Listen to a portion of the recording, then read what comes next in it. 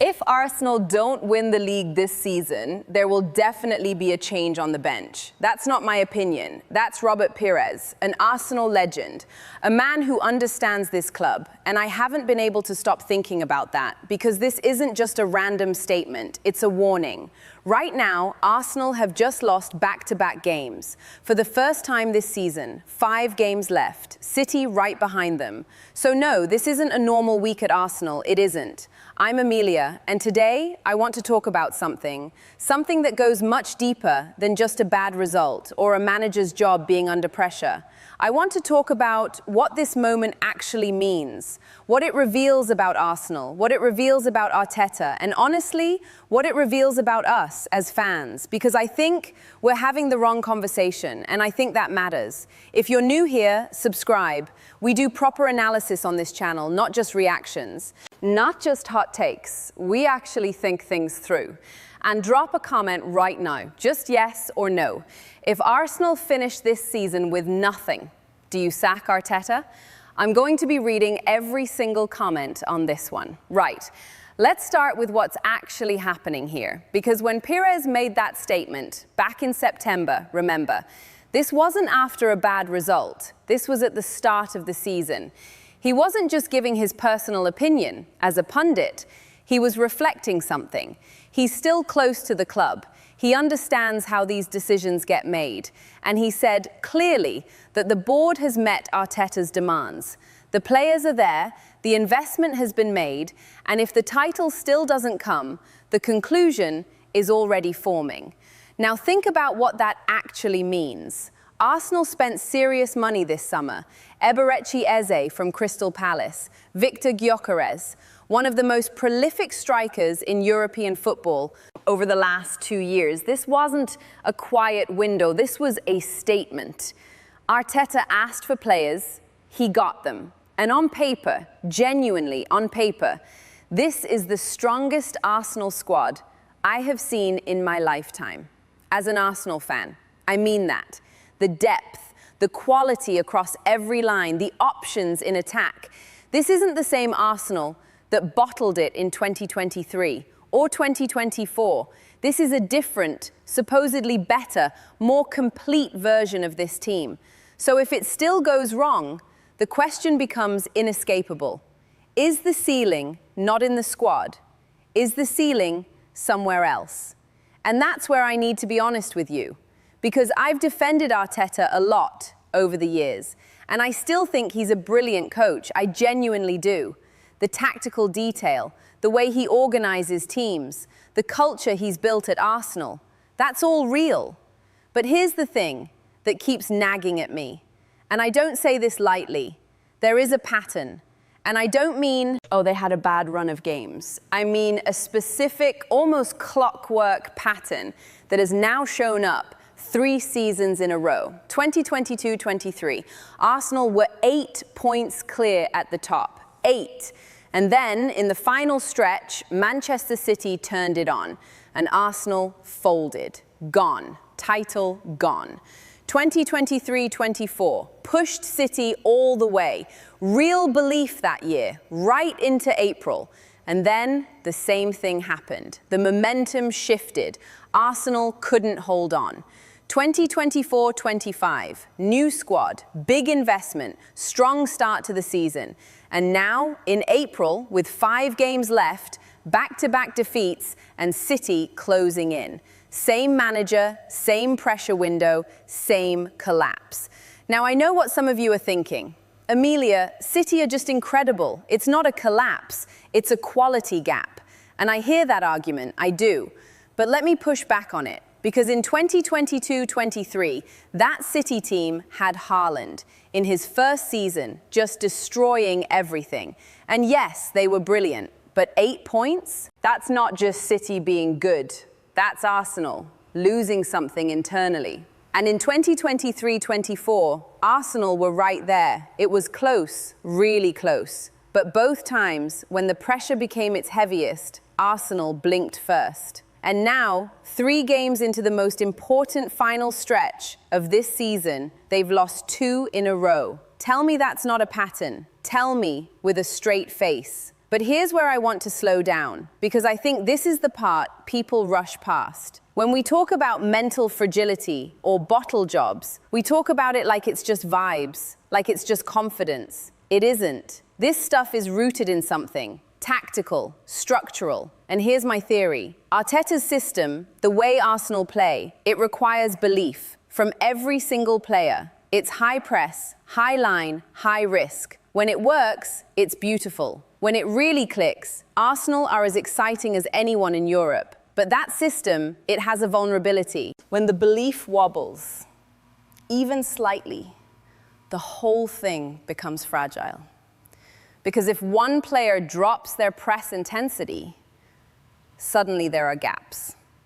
If the fullbacks hesitate going forward, suddenly Arsenal's attacking shape breaks down. If the striker doesn't believe in the run, the whole attacking sequence dies. Arteta's system is deeply psychological, more than most systems. And that means when the pressure is at its absolute peak, when every game feels like a final, when you can feel the weight of 22 years without a title on your shoulders, the mental load on these players is enormous. And I think that's what we saw against City. Arsenal went behind, they equalized quickly, credit to them. And then in the second half, Haaland happened. And something shifted in Arsenal's body language. You could see it. The urgency was still there. But the belief, that deep, unshakable belief that they were going to find a way, I'm not sure it was. And that's not a squad problem. You can't buy belief with a transfer window.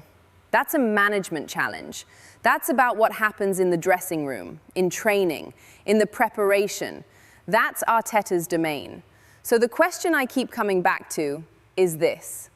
After 3 seasons of the same pressure window causing the same reaction, is there something in how Arteta prepares his team for the biggest moments that isn't working? I don't know the answer. I genuinely don't.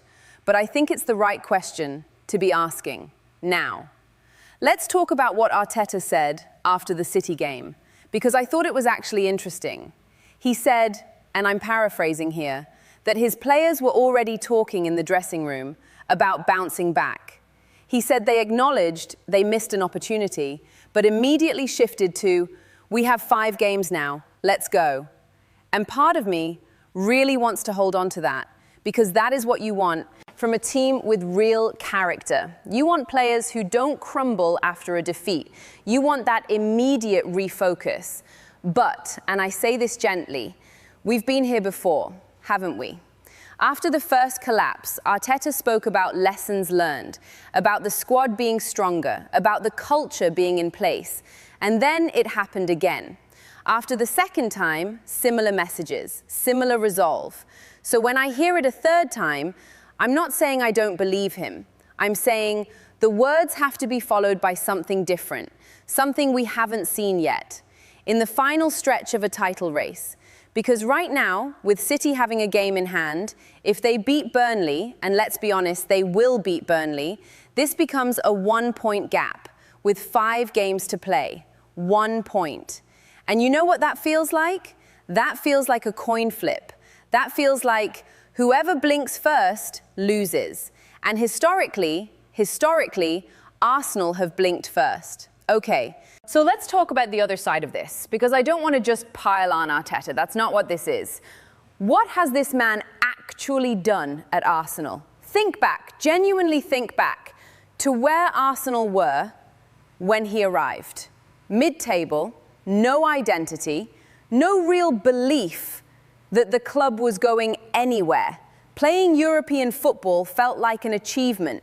Fans were divided, the dressing room was a mess. And Arteta walked in, young, unproven as a manager, massive pressure from day one, and he completely rebuilt this club. From the inside out, the culture, the training ground standards, the way players carry themselves now compared to 4 or 5 years ago, the ambition, the clarity of what Arsenal are trying to be. That's all Arteta, and you don't replace that overnight. You just don't. Because if you sack him, even if you bring in a world-class replacement, You are starting again with a new voice, new ideas, a new adaptation period, and you might lose the very thing that makes Arsenal feel different now, that belief that they belong at the top of the game. So I understand why this is complicated. I understand why fans are torn, because the rational part of me says, Arteta deserves more time. Look at what he's built. Look at where this club came from. But the emotional part of me, the part that has watched Arsenal collapse at the same moment 3 seasons in a row, that part is scared. And I think that's where most Arsenal fans are right now. Not angry, not irrational, just scared. Now, I want to bring in something that I think is being completely underestimated in this conversation: the Champions League. Arsenal are in the semi-finals against Atletico Madrid. And before you say it, yes, I know the league is the priority. I know that. 22 years, I feel that in my bones as a fan. But think about what a Champions League trophy would actually mean. Not just as a trophy, but as a statement about where Arsenal are as a club. Because Arteta himself said after the City game that his players were more convinced than ever that they can compete at this level. And look at their European journey this season. They've beaten teams away from home in Europe that would have been unthinkable 3 years ago. There's something building in the European side of this campaign. And here's the scenario I keep thinking about. What if Arsenal lose the league by a point or two in a genuinely close, competitive title race, but then go to the Atletico semi-final, go through and win the Champions League for the first time in the club's history? What does that do for Arteta's position?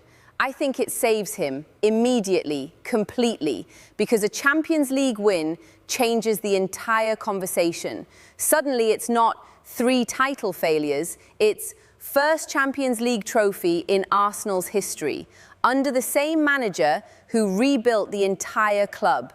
That's a different story. But, and this is the other scenario, what if Arsenal lose the league and go out of the Champions League to Atletico? What if May comes and Arsenal have won nothing again? Then Pires wasn't just speaking personally, he was telling you what happens next. And honestly, I'm not sure I could argue against it, because here's the thing I've been building to, and I want to say this carefully. There is a version of this where Arteta genuinely cannot take this team over the line in a title race.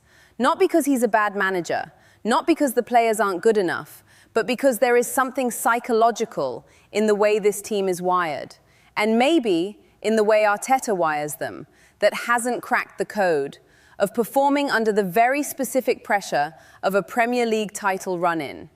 Every elite team has to solve that problem, eventually. Liverpool under Klopp did it. City under Guardiola did it, repeatedly. Those managers found a way to make their teams not just play well, but perform their best when everything is on the line. Arsenal under Arteta, I'm still waiting to see that. And after 3 seasons of the same thing, the waiting is getting harder to justify. So where does that leave us? 5 games left in the league, a 3-point lead that could be 1 point by Wednesday night, a Champions League semi-final that could define Arteta's legacy in a completely different direction. This is the most important 2 or 3 weeks in Mikel Arteta's time at Arsenal. Full stop. And I genuinely don't know how it ends. What I do know is this. If Arsenal win the league, everything we just talked about gets buried. The pattern, the questions, the doubts, all buried. And rightly so. You win the title, you've done the job. End of story. If Arsenal win the Champions League, but lose the league, it's complicated. It's a real conversation. Arteta probably stays, but on borrowed time. And if Arsenal end this season with nothing, Robert Pires said, definitely. I'm starting to think he was right. The brutal truth about football at the highest level is this: being good isn't enough. Being transformative isn't enough. Being loved isn't enough. You have to win the things that matter most. At some point, the rebuild has to produce the result. At some point, the process has to deliver the prize. And Arsenal have been almost there for long enough that almost is starting to feel like the identity of this team, rather than a step on the way to something bigger. Arteta has given Arsenal their soul back. He genuinely has. And I will never forget what this club looked like before he arrived.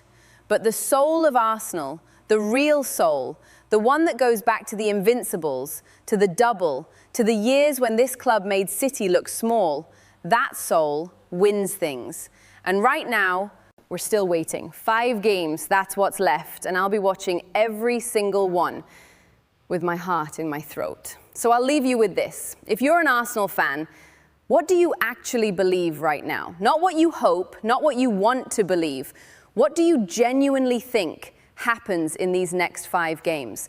And more importantly, if the worst happens, if the title slips away again, what do you want Arsenal to do? Because I think that answer tells you everything about where you stand, not just on Arteta, but on what you actually believe this club is capable of. Drop it in the comments. I mean it. I want to read what you think. And if you're new here, subscribe. Because however this title race ends, we're going to be right here, breaking down every moment of it. See you in the next one.